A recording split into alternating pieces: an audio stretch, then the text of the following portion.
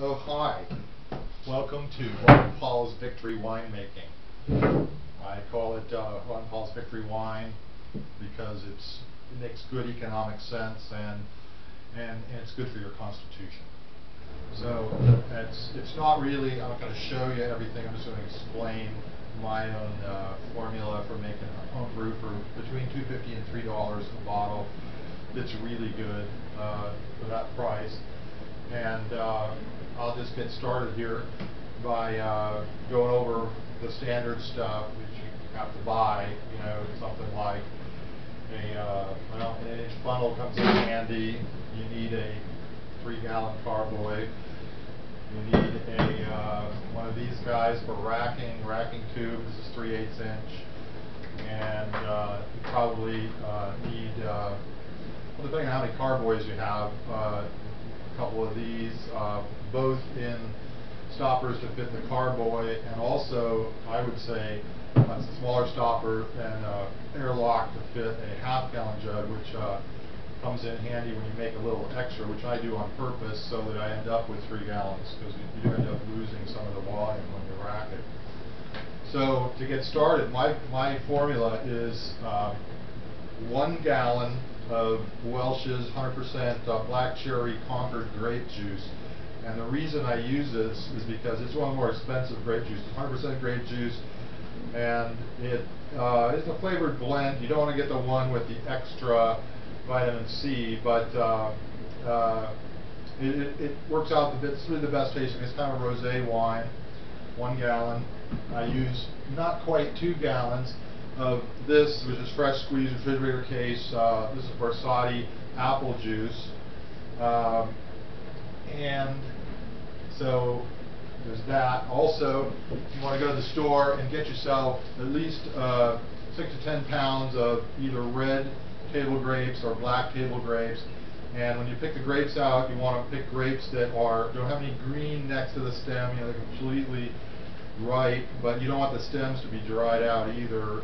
So get them on sale. You know, I try for $1 a pound if I can do it, but $2 a pound is okay.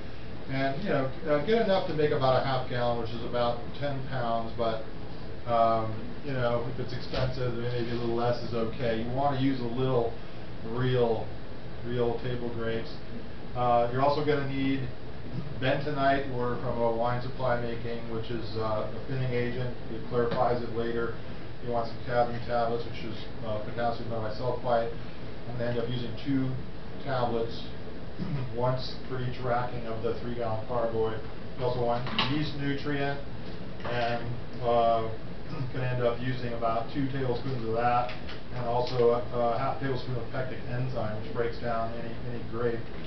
And so when you're doing the grapes, I use a juicer to juice it, and then I take what's left over of the not quite completely squeezed out grape leftovers, and then I put this over a 6-gallon food grade bucket and mash out the rest of the grapes and get all, you know, start pressing and get rid of all the, get all the juice.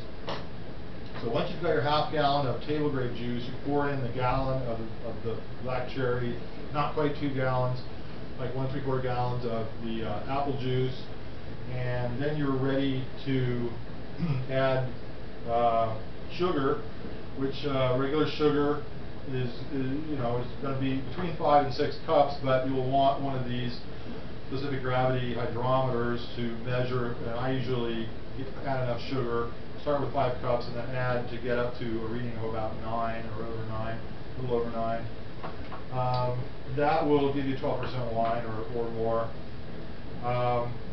Then you want to add 2 tablespoons of the yeast nutrient, half a tablespoon pectic enzyme. You don't have to go crazy with that because there isn't that much vegetable matter to break down actually.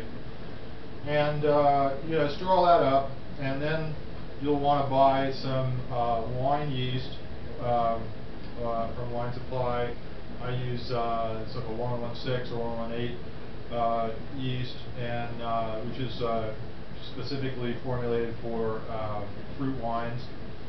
And when all the ingredients are at room temperature, I might have to wait 12 hours, then go through the procedure of 4 ounces of lukewarm water, add in the yeast, wait 10 minutes, put that in, let it sit 4 days, 5 days, until all the bubbling settles down a little bit, and then you pour it into the carboy. What's left over, you're going to end up having made more than 3 gallons, so what's left over you put into a half gallon, and that comes in handy later because you're going to wait like 2 weeks after it has fermented with an airlock on it, and then you're going to rack it, which is this procedure here.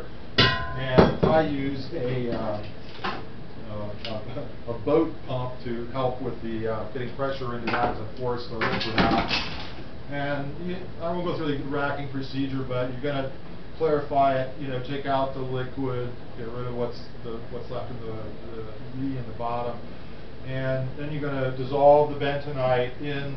I used to start with 1.5 cups of water, 3 tablespoons of bentonite, boiling water, pour the boiling water in, mix it up real good, pour it back in the carboy, wait 1 more week, rack it again, this time half as much, 3/4 of a cup of water, 1.5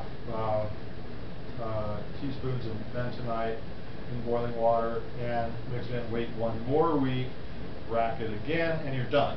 Then you end up with, if you have some leftover Carlo Rossi jugs, I usually just put them straight in the jugs, don't bother bottling, you're going to drink it faster than that anyway. So it takes about a month to make 3 gallons of wine. It's going to cost between $2.50 and $3 a gallon. And it's really good. Forgot to mention, you do want to put 1 Camden tablet crushed into the wine each time you rack it. That's 2 tablets per 3 gallons, which is less than is recommended, but I don't want a lot of preservatives because I'm going to drink it right away. So half this,